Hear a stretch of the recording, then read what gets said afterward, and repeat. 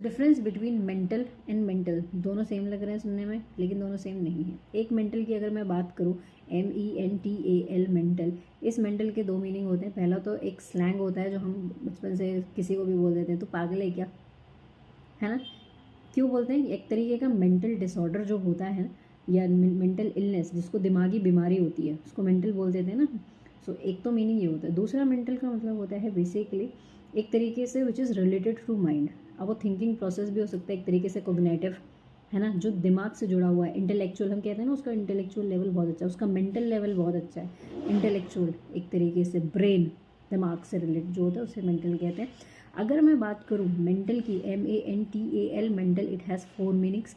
पहला जो मीनिंग होता है जियोग्राफी के पॉइंट ऑफ व्यू से अगर मैं बताऊँ तो इसका मतलब होता है the part of the earth between crust और कोर। जो पृथ्वी का जो पार्ट होता है ना, जो क्रस्ट और कोर के बीच का होता है, उसको बोलते हैं मेंटल। दूसरा मेंटल का मतलब होता है एक तरीके का a kind of a onus, responsibility, duty, जब ये नाउन के तौर पे काम करता है। फिर से ये नाउन के तौर पे काम करता है जब हम a sleeveless garment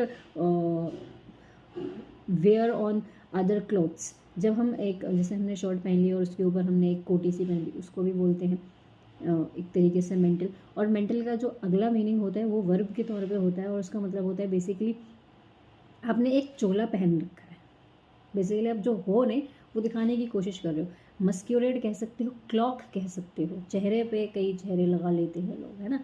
so basically clock, मस्क्यूलेट, camouflage आप इसके लिए कह सकते हो। और ऐसे लोग धोखेबाज भी होते हैं, तो ऐसे लोगों को के लिए हम हाँ डिसीड भी बोल सकते हैं। ओके।